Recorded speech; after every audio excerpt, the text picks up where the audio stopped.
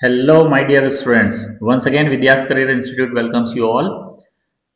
तो हम चला रहे हैं 10th क्लास के इम्पोर्टेंट क्वेश्चंस की सीरीज साइंस सब्जेक्ट्स की। ठीक है, अगर हमने अभी तक के सारे लेक्चर्स नहीं देखे हैं, सारे वीडियोस नहीं देखे हैं, तो जाकर देख लें। अगर वाकई में आप चाहते हैं 10th क्लास में अच्छे मार्क्स को स्कोर करना, तो आप बिल्कुल इस सीरीज को फॉलो करें। ठीक है, कोई एडिशनल आपको यहाँ पर कोई अमाउंट नहीं लग रहा है, लेकिन आपको वो सारे इंपॉर्टेंट क्वेश्चंस मिल रहे हैं जो आपकी बोर्ड के लिए मोस्ट इंपॉर्टेंट है। ठीक है, तो ये समझ में आना चाहिए आपको। आपको थोड़ा सिंसियर होना पड़ेगा पढ़ाई के लिए, आपको थोड़ा सा रेगुलर प्रैक्टिस करना पड़ेगी। अब समय ज़्यादा हमारे पास में रहा नहीं है, तो कम समय में हम कितना अच्छा कर सकते हैं उसका प्रयास करेंगे हम। ठीक है, सो आज का हमारा जो टॉपिक होने वाला है वो है इफेक्ट्स ऑफ इलेक्ट्रिक करंट। ये हमारा आज का टॉपिक होने वाला है, जिसके सारे ही इंपॉर्टेंट क्वेश्चंस लेकर आए हैं हम लोग इस सीरीज में। तो आप देखें, हम शुरू करते हैं। आपको डेली प्रैक्टिस करना है। ठीक है, मैं फिर बोलूँगा कि आप जब तक अच्छा स्कोर नहीं कर सकते हैं, जब तक आप खुद से सिंसियर नहीं होंगे। सिंसियर होना आपके लिए काफ़ी ज़रूरी है। ठीक है, तो क्योंकि अब जितनी मस्ती करना थी हमने पूरा ईयर कर लिया, अब हमारे पास में वो समय नहीं रहा है। हम थोड़ा सा मेहनत पर फोकस करें। ठीक है, तो चलो हम शुरू करते हैं। हमारे लिए फर्स्ट क्वेश्चन बनता है इफेक्ट्स ऑफ इलेक्ट्रिक करंट के लिए कि what does an electric circuit mean. एक इलेक्ट्रिक सर्किट का मतलब हम क्या समझते हैं? इलेक्ट्रिक सर्किट हम किसे बोलते हैं? What do you mean, what does an electric circuit mean? Electric circuit के लिए हम यूं कहते हैं कि सपोज कोई सा एक हमारे पास में एक कनेक्शन हमने ले लिया। ठीक है, कनेक्शन कर लिया हमने, बल्ब का ले लिया सिंबल, यहाँ पर हमने ए मीटर लगा दिया, यहाँ पर हमने एक की रख दिया ऑन ऑफ के लिए, यहाँ पर हमने क्या कर दिया, कुछ बैटरीज का, ताकि हम क्या कर सकें, यहाँ से कनेक्शन को शो कर सकें। ये सारी चीजें आ गई हमारे पास में। अब देखो हो क्या रहा है, हमने यहाँ पर सोर्स ऑफ एनर्जी रख दिया जिसको हम बोल रहे हैं बैटरी, की रख दिया, स्विच को ऑन ऑफ करना है। एमीटर जनरली क्या करता है, इलेक्ट्रिक करंट को मेजर करने का काम करता है। एम्पियर जिसको अपन बोलते हैं, वो इलेक्ट्रिक की जो एसआई यूनिट होती है इलेक्ट्रिसिटी की, वो एम्पियर होती है, तो एम्पियर में उसको मेजर किया जाता है। बल्ब हमने यहाँ पर लगा दिया कि भाई अगर मान लिया इलेक्ट्रिसिटी फ्लो हो रही है तो ये बल्ब ग्लो करेगा। की ऑन ऑफ के लिए लगा रखी है हमारे लिए, तो ये पूरा एक कनेक्शन ही हमारे लिए एक सर्किट कहलाता है। ठीक है, अब इसको हम समझते हैं कि एक electric circuit is an continuous and closed path. अब देखो आपको समझ में आ रहा है, यहां से यहां तक पूरा क्लोज है, जब तक की ऑफ है, जब तक सर्किट ओपन है, हम उसको बोलेंगे ओपन सर्किट। ठीक है, ओपन सर्किट अगर की हमारे लिए कैसी है, ओपन है, तो हम उसको ओपन सर्किट बोलेंगे। लेकिन इलेक्ट्रिसिटी तभी फ्लो होगी जब हमारे पास में सर्किट कैसा हो, क्लोज्ड कंडीशन में। ठीक है, तो इस चीज का ध्यान रखेंगे। तो सर्किट एक कंटिन्यूअस, दूसरा क्लोज्ड पथ है किसी भी इलेक्ट्रिक करंट का, जिसके थ्रू क्या हो रहा है, कंडक्टिंग वायर्स हम कह रहे हैं connected to the terminals of the battery या सेल, हम बोल सकते हैं बैटरी या सेल से जुड़ी हुई चीजें रहेगी एक तरफ से वायर। दूसरा बोल रहे हैं कि इलेक्ट्रिकल कंपोनेंट, जैसे कि क्या रजिस्टर्स हो गए, बल्ब्स हो गए, रजिस्टर्स भी हम लगा सकते हैं यहाँ पर कितना रजिस्टर मेजर करने के लिए। बल्ब्स हो गई जो कि ये बात को फ्लो बताता है, बल्ब ग्लो कर रहा है, ग्लो कर रहा है मतलब क्या हो रहा है, इलेक्ट्रिसिटी फ्लो हो रही है। बल्ब ग्लो नहीं कर रहा मतलब कहीं ना कहीं हमारे लिए कनेक्शन अभी ओपन है, ओपन में जनरली इलेक्ट्रिसिटी फ्लो नहीं होती। तो ये पूरा अरेंजमेंट ही हमारे लिए क्या कहला रहा है, एक सर्किट कहला रहा है। नेक्स्ट क्वेश्चन है define the unit of current. अभी मैंने आपको यहाँ पर बताया एमीटर हमने लगाया, एक्चुअल में करंट की एसआई यूनिट हम बोलते हैं एम्पियर। तो वही है कि एसआई यूनिट ऑफ करंट हमारे लिए क्या है, एम्पियर। इसको कैपिटल ए से रिप्रेजेंट करेंगे। 1 ampere is defined as the flow of 1 coulomb charges per second through a conductor. ठीक है, इसको हम यूं कह सकते हैं कि अगर हमें करंट को डिफाइन करना है, किसको डिफाइन करना है, करंट को डिफाइन करना है, तो हम जनरली करंट किसको बोल रहे हैं, हम लोग आई को करंट बोल रहे हैं। तो हम ये बोल रहे हैं करंट इज डायरेक्टली प्रोपोर्शनल, किसके डायरेक्टली प्रोपोर्शनल है, तो हमने बोला कितने चार्जेस फ्लो हो रहे हैं कितने टाइम में, ये हमारे लिए करंट है। तो करंट को हम यूं बोलते हैं कि इफ सपोज कि जो चार्जेस हैं वो हमारे लिए कितने हैं, वो चार्जेस हमारे लिए 1 कूलम है। चार्जेस को रिप्रेजेंट किया जाता है जनरली किसमें, कूलम में, चार्जेस की यूनिट होती है कूलम में। टाइम को रिप्रेजेंट किया जाता है किस में, सेकंड में। तो हमने कहा कि अगर 1 सेकंड में 1 कूलाम के चार्जेस फ्लो हो रहे हैं, इसका मतलब ये हुआ कि करंट हमारे लिए 1 एम्पियर रहेगा।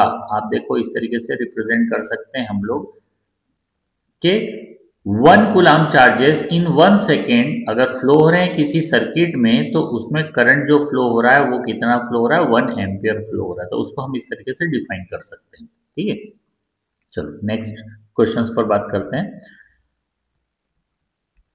नेक्स्ट क्वेश्चन है what is mean by the electric potential difference. अब देखो इलेक्ट्रिक पोटेंशियल डिफरेंस, इलेक्ट्रिसिटी का फ्लो तभी होगा जब पोटेंशियल डिफरेंस होगा। अगर दोनों ही पोल सेम पोटेंशियल को रिप्रेजेंट करेंगे तो इलेक्ट्रिसिटी फ्लो भी नहीं होगी। देखो हम यूं समझें इसको कि एक सोर्स पॉइंट हो गया, सोर्स पॉइंट हो गया जिसको हम बैटरी बोल सकते हैं, जहां से एनर्जी हमारे लिए ट्रांसफर हो रही है। हम स्विच बोर्ड वगैरह जो भी हम लेना चाहें, जो हम कंसिडर करना चाह रहे हैं, एक्चुअल में ये सोर्स हो गया, है ना, पॉइंट ऑफ सोर्स जिसको अपन बोल सकते हैं।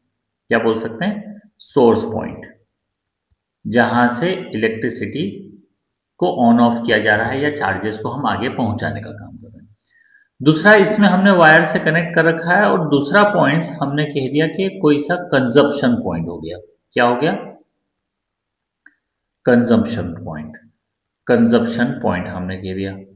ठीक है, जहां पर इलेक्ट्रिसिटी यूज हो रही है। सपोज मैंने यहां पर कह दिया कि फैन है, सपोज यहां पर हमने क्या कह दिया, एक पंखा है, जो पंखा क्या कर रहा है, रोटेट होने का काम कर रहा है, फ्लो कर रहा है। तो ऑन है तो रोटेट हो रहा है, घूम रहा है। तो एक हो गया सोर्स पॉइंट, जहां से कह रहे हैं इलेक्ट्रिसिटी क्या हो रही है, फ्लो होगी। और दूसरा हो गया कंजप्शन पॉइंट, जहां पर इलेक्ट्रिसिटी को क्या किया जा रहा है, यूज किया जा रहा है। तो आप देखें इन दोनों पॉइंट्स में हमेशा पोटेंशियल डिफरेंस रहेगा। मतलब यूं समझें कि यहां पर हमेशा 100% एनर्जी अवेलेबल है, ऐसा कंसिडर करते हैं कि मान लिया कि यहां पर हमारे पास में 100% एनर्जी। अब उस एनर्जी को हम, इलेक्ट्रिसिटी को हम आगे फ्लो करवा रहे हैं, उस करंट को हम आगे पहुंचा रहे हैं, वो करंट यहां पर भी आएगा। लेकिन अब हो क्या रहा है कि वो करंट यहां पर यूज हो जा रहा है, पंखा चल रहा है, मतलब हम उस करंट को क्या कर रहे हैं, यूज कर ले रहे हैं। तो हो सकता है कि मैंने कहा कि चलो हम कंटिन्यूस फ्लो रख रहे हैं, अगर इलेक्ट्रिसिटी को कंटिन्यू पहुंचा रहे हैं, तो वो 10% सपोज यहां पर क्या हो गया, पंखे ने यूज कर लिया, मतलब इस पॉइंट पर वो 10% हटा दे, तो जो इलेक्ट्रिसिटी का जो पॉइंट होगा वो हमारे पास में करंट कितना बचेगा, 90% बचेगा। क्यों, क्योंकि हम ऐसा मान रहे हैं, ऐसा कंसिडर कर रहे हैं कि वो 10% पंखे के द्वारा, जो फैन है हमारा, उसके द्वारा यूज कर लिया जा रहा है। तो अब जब हमेशा यूज कर लिया जा रहा है, तो कभी भी वहां पर 100% इलेक्ट्रिसिटी नहीं पहुंचेगी, क्योंकि जा तो रही है 100% के फॉर्म में, बट वहां पर यूज हो जा रही है, जो भी यूज हो रही है वो अमाउंट हमारा माइनस हो जाएगा। तो हमेशा वर्किंग कैपेसिटी दोनों जगह पर अलग अलग रहेगी। यहां पर 100% शो हो रही है, तो वहां पर कितनी शो होगी, 90% शो होगी। तो यही हमारे लिए पोटेंशियल डिफरेंस कहला रहा है। हम इसको इस तरीके से आसान सी भाषा में समझ सकते हैं कि कैपेसिटी ऑफ डूइंग वर्क, काम करने की कितनी कैपेसिटी है, वो उसका क्या कहला रहा है, जनरली पोटेंशियल कहला रहा है। और काम करने की अलग अलग कैपेसिटी का होना पोटेंशियल डिफरेंस हो गया। ठीक है, अब देखो यहां पर क्या बोल रखा है कि electric potential difference between the two points, हमेशा दो पॉइंट्स के बीच में ही बात करेंगे। तो between the two points in a circuit is the work done to move the unit charges from one point to another. मतलब ये बोला पोटेंशियल डिफरेंस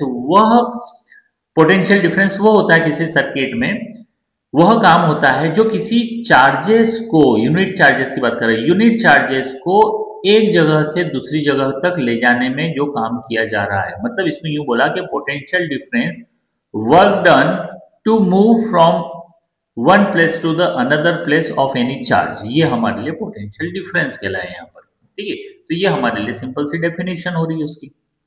चलो नेक्स्ट पॉइंट पर बात करते हैं कि व्हाट इज 1 वोल्ट। अब दो वोल्ट वॉट दोनों डिफरेंस है ना, यहाँ पर पूछा क्या, वोल्ट, 1 वोल्ट किसको बोल रहे हैं। तो ये बोल रहे हैं कि 1 volt is the potential difference between the two point when the 1 joule work is done to move the 1 coulomb charges between those two points. अभी अपनों ने ये फॉर्मूला यहाँ पर बनाया था, ये फॉर्मूला हमने बनाया, क्या बनाया कि V is equal to W upon Q, अपनों ने ऐसा बोला। ठीक है।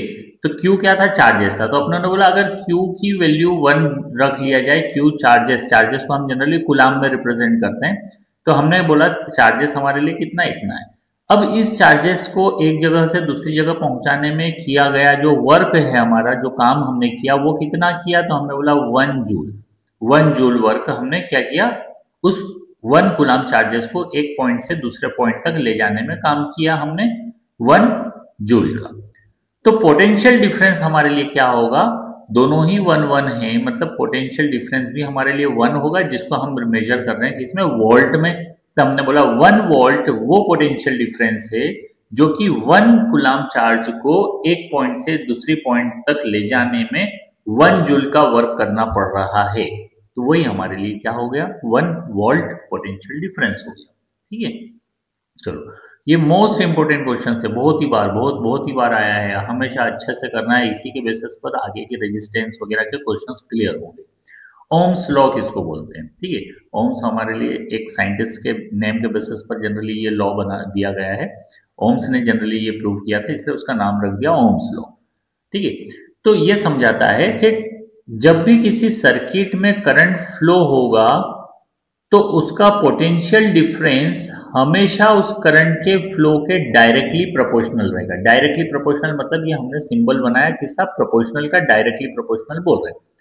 अब अगर इस प्रोपोर्शनल का साइन हटाया, हमने इज इक्वल टू कन्वर्ट करा, मतलब यहां पर हमने क्या कर दिया, रेजिस्टेंस के लिए एक कांस्टेंट वैल्यू रिप्रेजेंट कर लिया। ठीक है, क्या कर लिया, आर हमने कांस्टेंट कंसिडर कर लिया, जिसको हम बोल सकते हैं कि ये रेजिस्टेंस के लिए वैल्यू है। आई एज इट इज हमने रख दिया वहां पर। तो एक ये फॉर्मूला बन गया, इस फॉर्मूले के बेसिस पर याद रखना, ये फॉर्मूले के मॉडिफिकेशन हमको करना आना चाहिए, उसी के बेसिस पर अब ये series combination, parallel combinations of resistance calculate करेंगे, तो वहां पर ये वैल्यू काम आएगी। तो आप ये समझ लेंगे कैसे हम मॉडिफाई कर सकते हैं। V की वैल्यू निकालना है ना, पोटेंशियल डिफरेंस निकालना, तो हम डायरेक्टली क्या करेंगे, कांस्टेंट वैल्यू रखेंगे, मल्टीप्लाई बाय द करंट कर देंगे, V निकल कर आ जाएगा। लेकिन अगर आपको I कैलकुलेट करना है तो R मल्टीप्लाई में उसको कहाँ, डिनोमिनेटर में पहुंचा देंगे, पोटेंशियल डिफरेंस के अपॉन में चले जाएगा R, तो I की वैल्यू कैलकुलेट हो जाएगी। अगर आपको R की वैल्यू कैलकुलेट करना है तो आप क्या करेंगे, पोटेंशियल डिफरेंस के अपॉन में I कर देंगे, तो आप R की वैल्यू कैलकुलेट कर लेंगे। ठीक है, तो इस तरीके से हम कह सकते हैं कि ये सारे मॉडिफिकेशंस हमको करना आना चाहिए। ठीक है, तो ये पता हो तो हमें क्लियर होगा। देखो अब ओम्स लॉ क्या बोला है यहाँ पर, कि state that current flowing through the conductor is directly proportional to the potential difference. जितना भी करंट फ्लो हो रहा है कंडक्टर में वो हमेशा किसके इक्वल होगा, तो उसके पोटेंशियल डिफरेंस के। तो वही मैंने बोला, potential difference is directly proportional to the current. ठीक है, तो ये हमेशा क्या रहेगा, फिक्स्ड रहेगा, ये चीज ध्यान रखेंगे। नेक्स्ट क्वेश्चन है कि what is the resistance of the conductor, on what factors does it depends. ये भी मोस्ट इंपोर्टेंट क्वेश्चन है, बहुत बार आया है, बहुत बार। ठीक है, तो इसको अच्छे से करेंगे। अभी मैंने बोला आपको रेजिस्टेंस की वैल्यू हमने वहां पर इस तरीके से लिखी थी, आर आई लिखा था, वी डायरेक्टली प्रोपोर्शनल, तो हमने आर की वैल्यू कांस्टेंट करी थी, जो कि रेजिस्टेंस है। रेजिस्टेंस एक्चुअल में क्या है, जो कि क्या करता है, फ्लो ऑफ चार्जेस को रोकने का काम करेगा। यानी जो भी वायर, आप देखो हर वायर की कंडक्टिविटी अलग अलग होती है, वो उनके रेजिस्टेंस पर ही डिपेंड करती है। कॉपर वायर अच्छे से इलेक्ट्रिसिटी कंडक्ट कर रहा है, मतलब उसकी रेजिस्टिविटी कम है। अगर हम आयरन के वायर बनाते तो पहली बात तो आयरन के वायर बनेंगे नहीं, क्योंकि उसमें जनरली क्या, डक्टिलिटी वगैरह की प्रॉपर्टीज होती नहीं, तो हम पहली बात तो आयरन के तार बना नहीं सकते। लेकिन चलो हमने बोला कि अगर आयरन के जो तार बने हैं, हम जो यूज करते हैं, जैसे सेंटिंग वायर वगैरह में हम आयरन लोहे के बने हुए तार यूज करते हैं ना, तो अगर हमने उसको यूज किया और इलेक्ट्रिसिटी फ्लो की, तो उसमें रेजिस्टेंस ज्यादा होगा, तो आसानी से फ्लो इलेक्ट्रिसिटी नहीं होगी। तो रेजिस्टेंस क्या कर रहा है कि चार्जेस को फ्लो होने से रोकने का काम कर रहा है। तो ये हमारे लिए प्रॉपर्टी ऑफ रेजिस्टेंस हो गई। क्या है प्रॉपर्टी ऑफ रेजिस्टेंस, तो resistance is the property of the conductor, conductor की वह प्रॉपर्टी जो कि क्या करती है, रेजिस्ट करती है। रेजिस्ट करती है किस चीज को, the flow of electric current. यानी कंडक्टर में अगर इलेक्ट्रिक फ्लो हो रहा है तो उसको रोकने का काम जो कर रही, वही प्रॉपर्टी क्या कहला रही, रेजिस्टेंस कहला रही। ये किन बातों पर डिपेंड करता है, तो देखो आर की वैल्यू डिपेंड करती है directly proportional to the length of wire, कि वायर कितना लंबा है। जितना ज्यादा लंबा वायर होगा उतना ज्यादा उसकी रेजिस्टिविटी बढ़ जाएगी। जैसे मैंने दो वायर बनाए, पहले वाले की डिस्टेंस कम रखी, दूसरे वाले की डिस्टेंस ज्यादा रखी, तो जिसकी डिस्टेंस कम है उसको फ्लो ऑफ चार्जेस को यहाँ तक पहुंचने में कम डिस्टेंस ट्रेवल करना पड़ेगा, मतलब रेजिस्टेंस कम होगा। यहाँ से यहाँ तक में एक्स्ट्रा डिस्टेंस ट्रेवल करना पड़ रही, इस पॉइंट से इस पॉइंट तक एक्स्ट्रा डिस्टेंस ट्रेवल कर रहा है, मतलब इसको इतना ज्यादा रेजिस्टेंस और ज्यादा झेलना पड़ेगा, मतलब इसकी रेजिस्टिविटी कैसी रहेगी, ज्यादा रहेगी। तो लेंथ ऑफ वायर पर डिपेंड करेगा। दूसरा ये कि cross section area of wire के लिए अगर बात करें, एरिया ऑफ क्रॉस सेक्शन के लिए, तो उसके इनवर्सली प्रोपोर्शनल रहेगा आर, यानी रेजिस्टेंस हमारा अपोजिट होगा। क्रॉस सेक्शन क्या, जनरली हम क्रॉस सेक्शन मोटर वाइंडिंग वगैरह का जब काम करते हैं तो वहां पर देखते हैं कि वायर को लपेट लपेट के मोटा कर देते हैं। मोटा कर देते हैं तो फ्लो ऑफ चार्जेस बढ़ जाएंगे, रेजिस्टिविटी खुद ब खुद कम हो जाएगी, तो मोटे वायर में इलेक्ट्रिसिटी फास्ट होने लगेगी। तो क्रॉस सेक्शन एरिया बढ़ा दिया हमने, तो एरिया बढ़ा रहे हैं, क्रॉस सेक्शन एरिया बढ़ाने से वायर मोटा हो गया, तो वो क्रॉस सेक्शन एरिया बढ़ाया तो रेजिस्टेंस क्या हो जाएगा, कम हो जाएगा।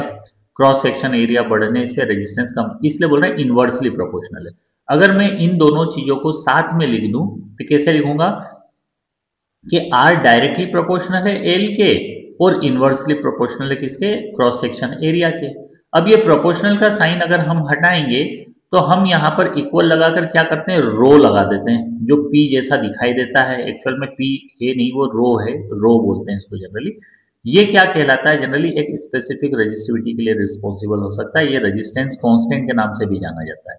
ठीक है, तो ये समझ में आना चाहिए क्या कि एक तो लेंथ ऑफ द वायर पर डिपेंड करेगा, कंडक्टर की लेंथ कितनी है, area of cross section of wire पर डिपेंड करेगा कि क्रॉस सेक्शन एरिया कितना है। दूसरा नेचर ऑफ मटेरियल पर, अभी मैंने आपको बताया कॉपर कंडक्टिविटी अच्छे से रिप्रेजेंट करेगा, आयरन कंडक्टिविटी कम रिप्रेजेंट करेगा। दूसरा टेम्परेचर पर डिपेंड करेगा कि टेम्परेचर कैसा है। तो ये सारे हमारे लिए रेजिस्टेंस की प्रॉपर्टी है, याद रखना है, बहुत बार आया है क्वेश्चन, अच्छे से कर लेना इसको।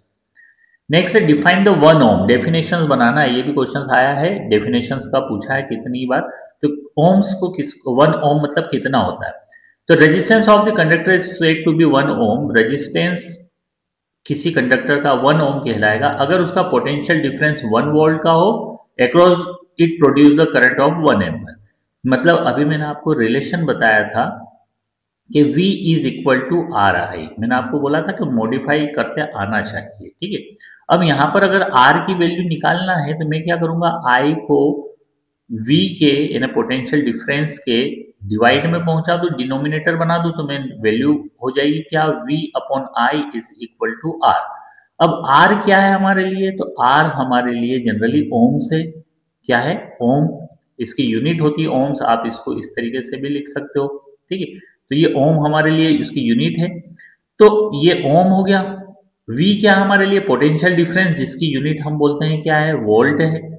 ऐसे ही I के लिए हमने पोटेंशियल, I क्या करंट है जिसकी हमने क्या बोला है, यूनिट क्या है, एम्पियर है, तो ये एम्पियर हो गया। तो अगर ये बोला जाए कि अगर 1 एम्पियर का करंट फ्लो हो रहा है किसी सर्किट में जिसके कारण 1 वोल्ट का पोटेंशियल डिफरेंस जनरेट हो, इसका मतलब ये है कि उस कंडक्टर में 1 ओम का रेजिस्टेंस है। इस तरीके से हमने उसको डिफाइन कर दिया। ठीक है, तो ये हमें आना चाहिए किस तरीके से डिफाइन कर रहे हैं। नेक्स्ट क्वेश्चन है हमारा कैलकुलेशन बेस्ड क्वेश्चन है, कैलकुलेशंस भी आते हैं, न्यूमेरिकल दे देते हैं जनरली कि एक copper wire has the diameter 0.5 mm। Copper wire का जो डायमीटर किसको बोलेंगे, जैसे हमारे लिए वायर हम कंसीडर करते हैं सिलेंड्रिकल फॉर्म में, वायर जो होता है वो कैसा होता है, इस तरीके से सिलेंड्रिकल फॉर्म में कंसीडर करते हैं, वायर हमारा सिलेंड्रिकल फॉर्म होता है। तो ये यहाँ से यहाँ तक का पूरा डायमीटर होगा, इसका आधा करेंगे तो रेडियस होगा। डायमीटर क्या होता है, डबल ऑफ रेडियस होता है, अपन ऐसा बोलते हैं। रेडियस निकालना हो तो हम क्या करेंगे, d/2 कर देंगे तो रेडियस निकल कर आ जाएगा। ठीक है, तो ये समझ में आना चाहिए कि डायमीटर दे रखा है वायर का, उसकी रजिस्टिविटी दे रखी, तो वो स्पेसिफिक रजिस्टिविटी फिक्स्ड होती है जनरली, लेकिन वायर की रजिस्टिविटी यहाँ पर दे रखी 1.6 × 10⁻⁻8 ohm metre. What will be the resistance of 10 metre, तो बोल रहे हैं 10 मीटर लंबे वायर का रेजिस्टेंस कितना होगा, ये कैलकुलेट करना है। तो अभी अपनों ने फॉर्मूला लिखा था कि रेजिस्टेंस डायरेक्टली प्रोपोर्शनल होता है लेंथ ऑफ वायर के और क्रॉस सेक्शन एरिया के इनवर्सली प्रोपोर्शनल होता है। प्रोपोर्शनल का साइन हटाया था तो हमने यहाँ पर रो लगा दिया था, L/A कर दिया था। तो अब आप यहाँ पर देखें कि लेंथ आपको दे रखी, कितनी लेंथ दे रखी है, आपको बोल रखा है 10 मीटर लेंथ है, मतलब लेंथ आपको दे रखी है 10 मीटर। ए मतलब एरिया आपको निकालना है किसी भी वायर का, हम बोल रहे हैं स्फेरिकल एरिया के केस में जाना है, तो ए की जो वैल्यू होती है वो कितनी होगी, पाई आर स्क्वायर, ये वैल्यू हो गई। ठीक है, ए की ये वैल्यू हो गई पाई आर स्क्वायर के फॉर्मेट में। अब हो क्या रहा है कि यहां पर वैल्यू रख रहे हैं हम, एरिया निकालना है हमें। अब पाई की वैल्यू रख रहे हैं हम कितना, 3.14 पाई की वैल्यू रखी है हमने, 3.14 पाई की वैल्यू देख रही। रेडियस कितना है, तो रेडियस आप ये देखो, डायमीटर उन्होंने कितना दे रखा है, डायमीटर हमको 0.5 दे रखा है। तो 0.5 को अगर 2 से डिवाइड करेंगे तो रेडियस निकल कर आएगा। अभी अपनों ने ये फॉर्मूला यहाँ पर समझा कि डायमीटर का आधा रेडियस होता है। तो रेडियस हो गया कितना, 0.5, तो 0.5 डिवाइडेड बाई 2, तो आर स्क्वायर मतलब हमने इसको 0.5 डिवाइडेड बाई 2 हमने 2 टाइम्स लिख दिया। ये हमारे लिए एरिया कैलकुलेट करके दे देगा। ठीक है, तो इस पूरे का आप जब कैलकुलेशंस करोगे तो इसका एरिया का जो कैलकुलेशंस निकल कर आएगा वो कितना निकल कर आएगा, 1.96 इंटू 10⁻⁷ कैलकुलेट होकर आएगा।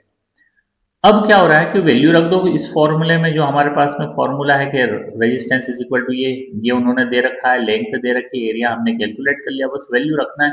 ये रो की वैल्यू कितनी दे रखी है, तो 1.6 इंटू 10⁸ दे रखा है। मल्टीप्लाई बाई लेंथ है, तो लेंथ कितनी दे रखी है, 10 दे रखी है। डिवाइडेड बाई एरिया, एरिया अभी अपनों ने निकाला इतना है।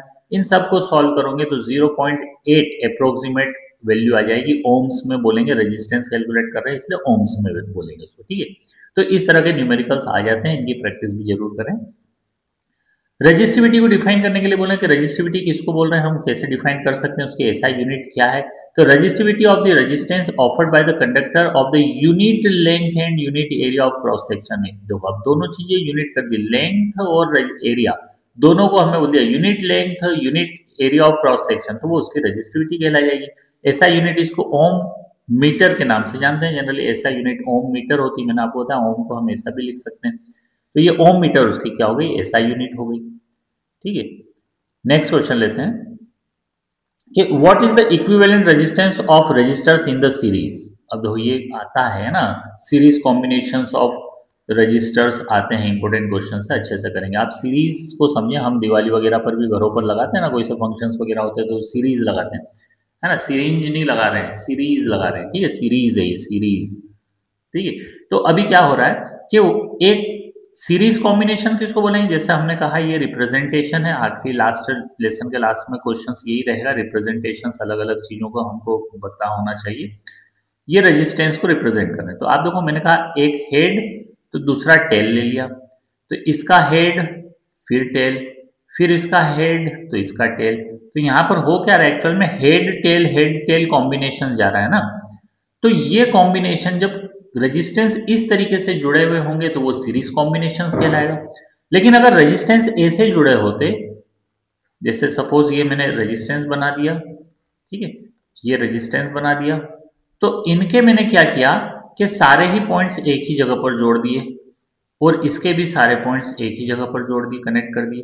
तो मतलब हेड हेड सबके एक तरफ हो गए, टेल टेल सबके एक तरफ हो गए। एक ही पॉइंट से हेड जुड़े हैं सभी के, एक ही पॉइंट से टेल जुड़े हुए सबके। तो ये जनरली कैसा हो गया, पैरेलल के केस में चले गया।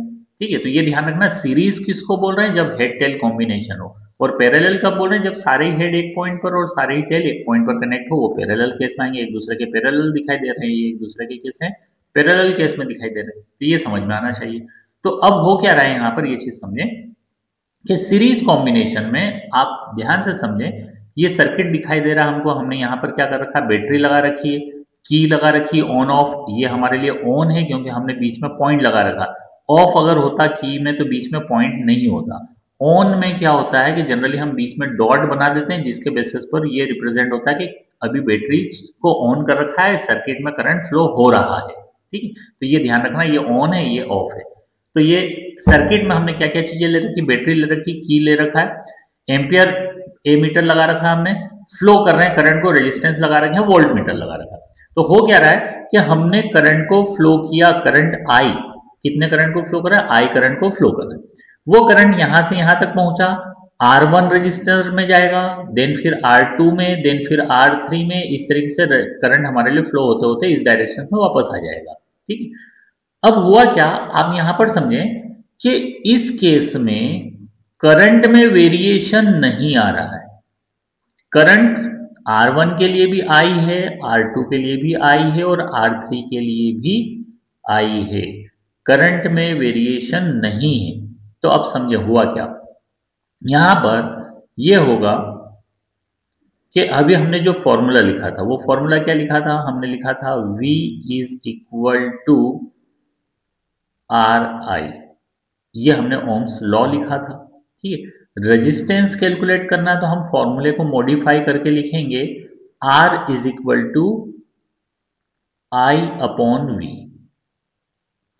सॉरी रुको, थोड़ा सा मॉडिफाई करके लिखेंगे हम। तो फॉर्मूले को मॉडिफाई करके हम लिखेंगे V अपॉन I।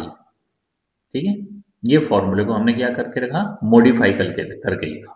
ठीक, अब हो क्या रहा है उस चीज को ध्यान से समझना कि करंट हमारा चेंज नहीं हो रहा है, करंट सेम है, लेकिन पोटेंशियल डिफरेंस यहां पर चेंज होगा क्योंकि हेड टेल कॉम्बिनेशन है। कॉम्बिनेशन कैसा है, हेड टेल कॉम्बिनेशन है। तो यहां पर अलग अलग पोटेंशियल देखने को मिलेंगे, यानी V1, V2 और V3 ऐसे पोटेंशियल डिफरेंस हमें अलग अलग देखने को मिलेंगे। तो होगा क्या कि V1 के लिए ये देखो वैल्यू दे रखी है, V की वैल्यू कितनी होती है, RI होती है। तो मैंने बोला V1 के लिए कितनी होगी, तो V1 के लिए R1I। I1 नहीं करेंगे, I तो हमारा चेंज नहीं हो रहा ना, सारों के लिए R1, R2, R3 सभी के लिए क्या हो रहा है, करंट हमारे लिए I है। ठीक है, तो वो वैल्यू चेंज नहीं करेंगे। यहां पर R1 रेजिस्टेंस के लिए पोटेंशियल डिफरेंस V1 है। ठीक है, ऐसे ही क्या होगा, सेकेंड बात करें कि V2 के लिए क्या होगा, सेकेंड रेजिस्टेंस होगा, I हमारे लिए चेंज नहीं होगा। थर्ड रेजिस्टेंस के लिए पोटेंशियल डिफरेंस V3 रहेगा, तो R3 करेंगे और I करेंगे।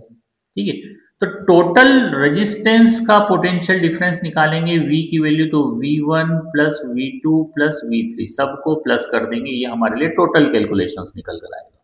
ठीक है, अब टोटल कैलकुलेशन निकल कर आ रहा है तो उसमें हम सबकी वैल्यू रख दो। तो V की वैल्यू कितनी होती है, तो V की वैल्यू ये रही, तो हमने V के प्लेस पर लिखा RI। ठीक है, V1 की वैल्यू ये रही, V1 की वैल्यू, V1 की वैल्यू है R1I प्लस V2 की वैल्यू कितनी होती है, V2 की वैल्यू इधर रखी हुई है यहाँ पर R2I। ठीक है, ऐसे ही V3 की वैल्यू कितनी होती है, V3 की वैल्यू ये रही प्लस R3I, ये वैल्यू हो गई। अभी क्या हुआ कि आप देखो इन सभी में I को हमने कॉमन लेकर ब्रैकेट के बाहर लिख दिया, तो इन ब्रैकेट क्या बचा, R1 plus R2 plus R3 ये ब्रैकेट में बचा हुआ, और इधर क्या है हमारे लिए RI एज इट इज चल रहा है LHS साइड में। ये I से I हमने क्या किया, कैंसिल किया, तो ऑल इन ऑल जो टोटल रेजिस्टेंस है वो कैलकुलेट होकर आ गया हमारे लिए R1 plus R2 plus R3। ये टोटल रेजिस्टेंस कैलकुलेट होकर आया किसके लिए, सीरीज कॉम्बिनेशंस के लिए। किसके लिए कैलकुलेट होकर आया, सीरीज कॉम्बिनेशंस के लिए कैलकुलेट होकर आया। तो ये वैल्यू यहाँ पर दे रखी है, कैसे कैलकुलेट किया अभी मैंने आपको बताया, आपको ध्यान से समझ में आना चाहिए कि ये हमने फॉर्मूले में वैल्यू रखी। ओम्स लॉ मैंने आपको बोला इंपॉर्टेंट है, आगे कैलकुलेशंस करेंगे पैरेलल और सीरीज के लिए। ठीक है, तो ये समझ में आना चाहिए। ऐसे ही हमारे पास में नेक्स्ट क्वेश्चन पैरेलल का आएगा, जिसमें कि हम पैरेलल कॉम्बिनेशन, मैंने अभी आपको समझाया कि पैरेलल कॉम्बिनेशन किसको बोलते हैं, कैसे हमने पैरेलल कॉम्बिनेशन यहाँ पर बना रखा, वो समझ में आना चाहिए कि सारे ही हेड एक ही पॉइंट से कनेक्ट हैं और सारे ही टेल रजिस्टर्स के एक ही पॉइंट से कनेक्टेड है। तो अब होगा क्या, यहां पर समझे, हमने करंट I को फ्लो किया, तो ये I करंट यहां तक तो आएगा, लेकिन फिर क्या होगा, तीन रास्ते बढ़ गए, अलग अलग तीन रास्ते हो गए, तो I करंट हमारा डिवाइड हो जाएगा I1 में, ऐसे ही I2 में और I3 में। मतलब टोटल करंट जो हमने दिया था वो I3 पार्ट्स में डिवाइड हो गया, तीन अलग अलग रजिस्टर्स के लिए अलग अलग डायरेक्शन में इक्वली डिवाइड हो गया। तो टोटल करंट हमारा I1, I2, I3 तीन हिस्सों में डिवाइड हो गया। ठीक है, तो ये याद रखना है। इसके पहले वाले में क्या हो रहा था, पोटेंशियल डिफरेंस डिवाइड हो रहा था। R1 के लिए अलग पोटेंशियल था, R2 के लिए अलग पोटेंशियल था, R3 के लिए अलग पोटेंशियल था। पोटेंशियल जनरली वहां पर वेरी कर रहा था। ठीक है, यहां पर पोटेंशियल वेरी नहीं कर रहा है, यहां पर पोटेंशियल सेम रहेगा। पोटेंशियल डिफरेंस क्या रहेगा, सेम, क्योंकि हेड टेल कॉम्बिनेशन है। हेड टेल कॉम्बिनेशन नहीं है, सारे ही हेड एक ही पॉइंट पर जुड़े हुए हैं, सारे ही टेल एक ही पॉइंट पर जुड़े हुए हैं, तो यहाँ पर समझ में आना चाहिए कि पोटेंशियल डिफरेंस सेम रहेगा। तो वही ओम्स लॉ क्या बोलता है, ओम्स लॉ बोलता है V is directly proportional to I, proportional का साइन हटाते हैं तो हम R लिखकर I लिखते हैं, तो V is equal to RI। अब I की वैल्यू कैलकुलेट करना है अगर, तो हम क्या करेंगे, इस R को इसके डिवाइड में पहुंचाएंगे, मतलब क्या होगा, V upon R is equal to I। ये I की वैल्यू कैलकुलेट हो गई, ठीक है। तो अब देखो I की वैल्यू कैलकुलेट हो गई, अब हमें I1, I2, I3 की वैल्यू कैलकुलेट करना है। तो I2 के लिए क्या करेंगे, I2 के लिए हम करेंगे V अपॉन R2, है ना। V तो हमारे लिए सबके लिए सेम है, तो उसमें V1, V2, V3 नहीं करना है। ऐसे ही आप I1 के लिए क्या करेंगे, I1 इसके ऊपर लिख देता हूं मैं, I1 के लिए हम क्या करेंगे, तो V अपॉन R1 कर देंगे। I3 के लिए क्या कर देंगे, V अपॉन R3 कर देंगे। तो देखो I1, I2, I3 सबकी वैल्यू है, ये I की वैल्यू भी हमारे पास है। तो इस पूरी इक्वेशन में हम इनकी वैल्यू रख दो। देखो I की वैल्यू कितनी होती है, तो I की वैल्यू ये लिखी हुई हमारे पास में V अपॉन R होती है, ठीक है। फिर ऐसे ही I1 की वैल्यू कितनी होती है, ये लिखी है हमारे पास में V अपॉन R1 होती है, प्लस I2 की वैल्यू कितनी, इधर लिखी है V upon R2, plus I3 की वैल्यू कितनी है, तो I3 की वैल्यू होती है V अपॉन R3। ये सारे ही V जितने भी हैं इन सबको हमने कॉमन लेकर ब्रैकेट से बाहर लिख देंगे, तो क्या होगा कि V in bracket 1 upon R1 plus 1 upon R2 plus 1 upon R3, इस तरह से वैल्यूज हो गई। अब देखें ये V और ये V दोनों को कैंसिल कर दिया, तो ये यहाँ पर वैल्यू ऑल इन ऑल निकल कर आएगी टोटल रेजिस्टेंस के लिए, पैरेलल कॉम्बिनेशंस के लिए, कि 1 upon R is equal to 1 upon R1 plus 1 upon R2 plus 1 upon R3, ये वैल्यू आ गई। प्लस करके आप जितने भी रेजिस्टेंस आगे होंगे वो सब इसके प्लस प्लस कॉम्बिनेशन में आगे बढ़ते चले जाएंगे ना, उसमें कोई वेरिएशन नहीं आएगा। तो ये चीज हमें समझ में आना चाहिए, पैरेलल कॉम्बिनेशन में हमने कैसे फॉर्मूला कैलकुलेट किया, ठीक है, इसके बेसिस पर न्यूमेरिकल दे देते हैं। तो ये चीज हमें समझ में आना चाहिए, इसको डेवलप करते आना चाहिए, इसका डेरिवेशन आना चाहिए, ठीक है। चलो नेक्स्ट क्वेश्चन लेते हैं कि why are electric bulb filled with the inert gas. Inert gas किसको बोलते हैं, हमने केमिस्ट्री में पढ़ा है, मैंने आपको बोला है कि अगर मेरे वीडियोस नहीं देखे हैं तो जाकर देख लें। मैंने बहुत बेसिक से शुरू किया है आप लोगों को, पीरियडिक टेबल से लेकर आया हूं मैं आप लोगों को, और उसके भी पहले बहुत सी ऐसी चीजें समझाइए कि क्या होती है चीजें, मेटल किसको बोल रहे हैं, नॉन मेटल, बहुत सारी चीजें समझा रखी, तो आप जाकर जरूर देख लें। हम डेली अगर एक रोज भी देखेंगे तो विद इन 15 डेज हमारे लिए पूरा साइंस हमारे लिए कंप्लीट हो जाएगा। लेकिन याद करना जरूरी है हमारे लिए, डेली एक चैप्टर का टारगेट रखें आप लोग, ठीक है। एक चैप्टर डेली टारगेट रखेंगे तो इजीली आप पूरा अच्छे से कवर कर सकेंगे। कोई इतना बड़ा सिलेबस, लेंथी सिलेबस नहीं है हमारे पास में। इनर्ट गैसेस वो गैसेस होती है जो किसी के साथ में रिएक्टिविटी नहीं शो करती है, क्योंकि इनके ऑक्टेट ऑलरेडी कंप्लीट होते हैं, ठीक है। जैसे ऑर्गन, क्रिप्टॉन, जीनोन, नियोन, ये सब हमारे लिए क्या इनर्ट गैसेस है, जिनके ऑक्टेट ऑलरेडी कंप्लीट है, इलेक्ट्रॉन फील्ड ऑलरेडी है, तो ये किसी और के साथ में रिएक्टिविटी को शो नहीं करेंगे। तो electric bulb generally inert gases से फिल कर देते हैं, जैसे कि ऑर्गन हो गया, या फिर हमने बोल दिया nitrogen to prevent the oxidation of filament, filament के ऑक्सीडेशन से बचने के लिए नाइट्रोजन को हम वहां पर फिल कर देते हैं, है ना। नाइट्रोजन को हम रेपर्स वगैरह की थैली पैकेट में भी पैक कर देते हैं ना, कुरकुरे चिप्स के उसमें भी, ताकि ऑक्सीडेशन ना हो सके, रेंसिड ना हो सके चीजें। And increase the life of bulb, ये क्या करते हैं जनरली, बल्ब की लाइफ को क्या कर देते हैं, बढ़ा देते हैं। तो ये जनरली रिएक्टिविटी, इनर्ट गैसेस जैसे कि ऑर्गन डाल दिया हमने, तो ये क्या करते हैं, प्रिवेंट कर रहे हैं ऑक्सीडेशन, फिलामेंट के ऑक्सीडेशन को बचाने का। फिलामेंट किसको बोलते हैं वो भी समझें, कि फिलामेंट में जैसे अगर हमारे पास में एक ये बल्ब है, ठीक है, ये बल्ब है हमारा, इस बल्ब के अंदर आप देखेंगे तो ऐसे वायर्स लगे होते हैं, और उस वायर के ऊपर ऐसे तार झूलते हुए दिखाई देते हैं, यही हमारे लिए जनरली फिलामेंट है, ठीक है। तो ये फिलामेंट की उम्र को बढ़ाने का काम कर रहे हैं। जब बल्ब को फटता है या फोड़ते हैं तो एकदम गैस रिलीज होती है, ठीक है। नेक्स्ट है state the joules law of heating. Joules law बताना है कि जूल्स लॉ क्या है हीटिंग का। तो heat produce in a conductor due to the passage of the current is directly proportional to the surface of current. अब देखें आप ये समझें कि हीट, हम कोई सी भी मशीनरी चला रहे हैं, जैसे पंखा चल रहा है तो इलेक्ट्रिसिटी से चल रहा है, पंखा गर्म होगा, ठीक है। जो भी इलेक्ट्रिकल चीजें रन होती है तो धीरे धीरे वो क्या होती है, गर्म होती है। तो एक्चुअल में लॉस ऑफ हीट हो रहा है, in the form of heat हो रहा है, energy in the form of heat loss हो रही है वहां से। यानी 100% एनर्जी, ये लॉ भी है ना, साइंस में लॉ है ये कि 100% एनर्जी कभी भी वर्क में कन्वर्ट नहीं होती है, उसका कुछ अमाउंट एनर्जी का in the form of heat loss हो जाता है। वही चीजें यहाँ पर उसी को बोल दिया गया है जूल्स लॉ। तो जो हीट है, एच की जो वैल्यू है वो डायरेक्टली प्रोपोर्शनल है किसके, तो हम बोल रहे हैं करंट के स्क्वायर के, स्क्वायर ऑफ करंट के। दूसरा बोल रहे हैं रेजिस्टेंस ऑफ कंडक्टर के, और तीसरा बोल रहे हैं टाइम के। तो यही जनरली लॉ है जिसको यहाँ पर लिख रखा है H is equal to I square R T, यही generally Joule's law of heating है। ठीक है। नेक्स्ट है डेफिनेशन, इंपॉर्टेंट डेफिनेशन ये आई है कितनी ही बार, इसको अच्छे से करेंगे कि define the electric power. Electric power और उसकी एसआई यूनिट भी बोल रखा है। तो electric power is the rate at which the electrical energy is consumed in the circuit.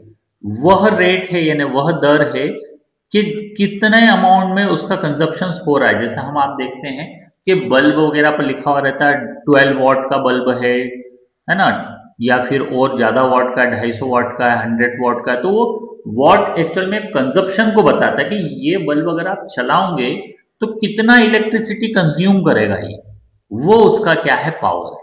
ठीक है। तो पावर हम यू बोल सकते हैं, power is equal to V into आई।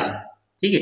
अब ये भी हमें समझ में आना चाहिए कि आई, वी इज इक्वल टू आई, तो हम बोलते हैं आई स्क्वायर आर।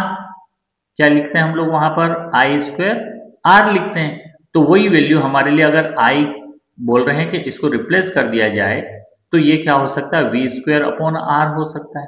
ठीक है। तो ये हमें समझ में आ जाना चाहिए। ये हमारे लिए एसआई यूनिट होती है इसकी वॉट, है ना। मैंने आपको स्टार्टिंग में भी बताया था कि वोल्ट और वॉट दोनों में डिफरेंस होता है। ठीक है। तो ये है what.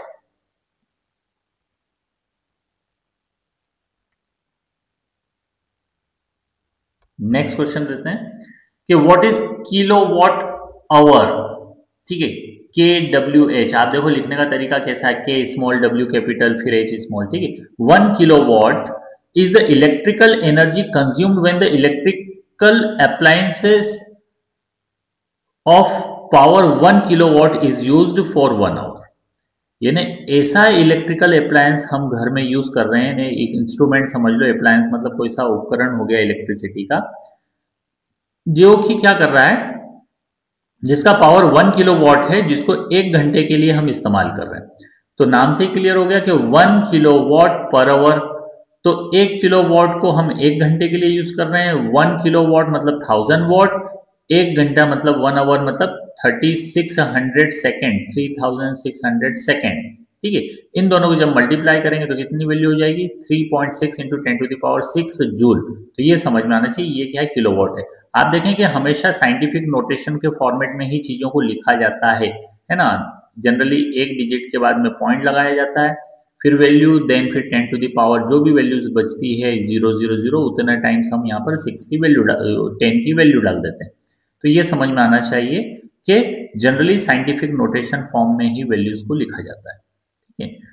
Next, what are the factors affecting the resistance of conductor. ये मोस्ट इंपोर्टेंट, कितनी ही बार ये भी क्वेश्चन आया। मैंने देखो आपको इंपोर्टेंट में भी इंपोर्टेंट निकाल कर दे रहा हूँ आप लोगों को, क्योंकि कोई से क्वेश्चन ऐसे हैं जो पूछे जाते हैं और कोई से क्वेश्चन ऐसे हैं जो हमेशा पूछे जाते हैं।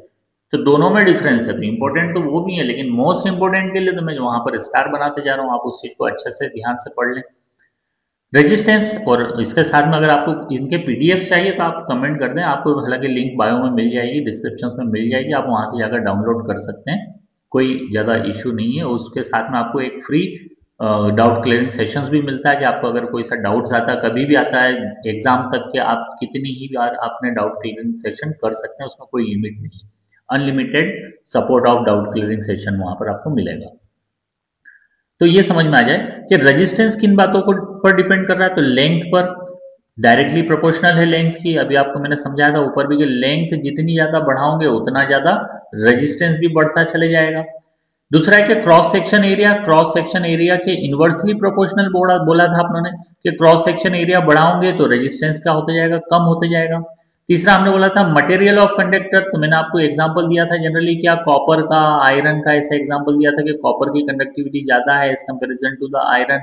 ठीक है, तो डिफरेंट मटेरियल की रजिस्टिविटी अलग अलग हो सकती है। ठीक है, ऐसे टेम्परेचर की बात कर रहे हैं, metal, for metal resistance increases with the increasing the temperature, metal में रेजिस्टेंस क्या हो जाता है, बढ़ जाता है अगर टेम्परेचर को क्या करते हैं, बढ़ा दिया जाए। तो ये हमें समझ में आना चाहिए कि फैक्टर्स अफेक्टिंग मतलब रेजिस्टेंस हमारा किन किन बातों पर डिपेंड करता है।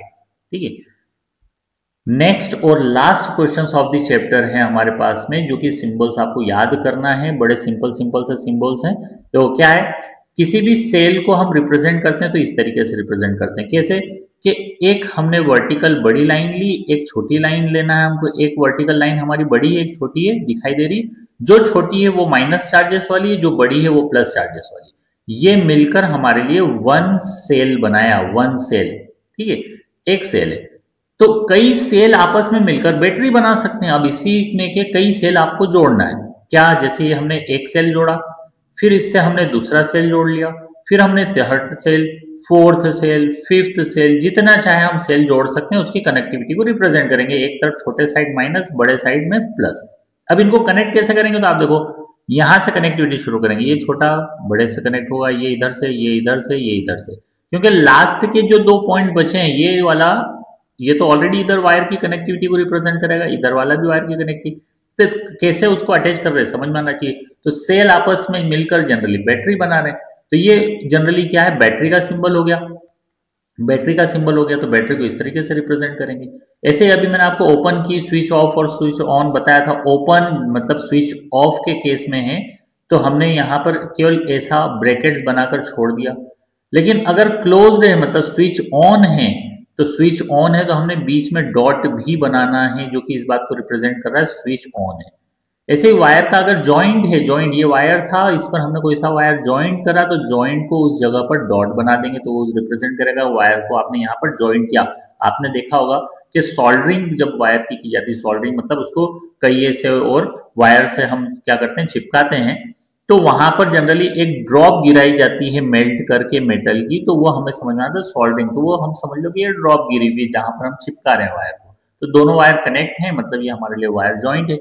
अगर हमें वायर को ज्वाइंट नहीं करना है, विदाउट ज्वाइनिंग अगर वायर को हमें क्या करना है, क्रॉस करवाना है, तो एक वायर ऐसा जा रहा था ऑलरेडी, अब दूसरे वायर को हमें ले जाना है, लेकिन इस वायर से कनेक्ट नहीं करना, तो हम ऐसा ऊपर से उठाकर लेकर जाएंगे, जो कि इस बात को रिप्रेजेंट कर रहा है कि वायर ऊपर से जा रहा है, उससे जुड़कर नहीं जा रहा है। ठीक है, तो ये हमें समझ में आना चाहिए। ऐसे ही नीचे और भी सिंबल्स दे रखे हैं कि इलेक्ट्रिक बल्ब का सिंपल सा तरीका यही है, अभी मैंने ऊपर भी रेजिस्टेंस में बनाया था तो इसी तरीके से बताया था कि ये बल्ब है, इसको ग्लो भी कर सकते हैं, ये ग्लो कर रहा है। ठीक है, इस तरह से हम सिंबल बना सकते हैं। रेजिस्टेंस की अगर बात करते हैं तो रेजिस्टेंस हमारे लिए इसी तरीके से होता है, जिगजैग लाइन हम खींच दें तो ये हमारे लिए रेजिस्टेंस होगा, ऐसा कोई जरूरी नहीं कि हमने इतनी लाइन खींचना है। ठीक है, ऐसे वेरिएबल रेजिस्टेंस या रियोस्टेट की अगर बात करते हैं जिसको मेजर कर रहे हैं, तो हमने रेजिस्टेंस पर एक क्या एरो बना देना है, ये रेजिस्टेंस बनाया उस पर एक एरो बना दिया, या फिर बाहर से ऐसा एरो रिप्रेजेंट कर दिया कि किस पॉइंट पर रेजिस्टेंस को मेजर करना है, उस पॉइंट पर हमने एरो बता दिया कि इस पॉइंट पर मेजर किया जा रहा है। ठीक है, तो इस तरीके से कर सकते हैं। ए मीटर ए से रिप्रेजेंट करते हैं, वोल्ट मीटर वी से रिप्रेजेंट करते हैं, तो ये सारे सिंबल्स भी करना है हमको, हमें ये सिंबल्स आना चाहिए, बनाते आना चाहिए, या सिंबल्स दे रखें तो उनके नाम आना चाहिए हमें। ठीक है, तो ये हमारे लिए बड़े सिंपल से क्वेश्चंस थे। आई होप आपको लैंग्वेज और सारी चीजें अच्छी लग रही होगी, आसानी से समझ में आ रही होगी चीजें। Even then I would like to say कि अगर आपको फिर भी अगर कुछ डाउट रहता है तो आप बिल्कुल मुझे कमेंट्स करें, आपको जो भी डाउट्स है वो मुझे कांटेक्ट करें, आप मुझे मेरे मेल पर शेयर कर सकते हैं, डिस्क्रिप्शन में सारी चीजें अवेलेबल है, आप वहां जाकर मुझे कांटेक्ट कर सकते हैं और अपने डाउट्स को क्लियर कर सकते हैं। ठीक है, मेरा उद्देश्य सबसे पहले यही है कि हर एक स्टूडेंट्स के मार्क्स अच्छे होना चाहिए। ठीक है, अगर हमने ठीक है शुरुआत से नहीं पढ़ाई की है, ज़्यादातर स्टूडेंट्स यही करते हैं, लेकिन अब समय है हमारा थोड़ा मेहनत करने का। हमने साल भर मस्ती की है, अब 2 महीने हम मेहनत कर लें ताकि हम पूरे साल को क्या कर सकें, सेव कर सकें। ठीक है, कुछ अच्छा हमारा भी नाम, हमारे माता पिता का भी नाम कर सकें। ठीक है, चलो, तो सबको हमें अपना अपना फायदा दिखाई देता है, हम लोगों का काम समझाना है, आपका काम समझना है और उस पर आप चलें। अप्लाई करें, उन रूल्स को, उन रेगुलेशंस को अप्लाई करें जो आपके लिए बेटरमेंट के लिए बनाए जाते हैं, ठीक है, आपके अच्छे के लिए बनाए जाते हैं। चलो इन द एंड वही से कहूंगा कि पढ़ो दिल से, समझो इस्माइल से, पढ़ो इतना क्लियर कि डाउट हो disappear, clear concept, confident minds, from confusion to clarity with Zaheen sir. Thank you everyone, thank you to all of you. अगर वीडियो अच्छा लगा हो तो लाइक, शेयर और सब्सक्राइब जरूर करें।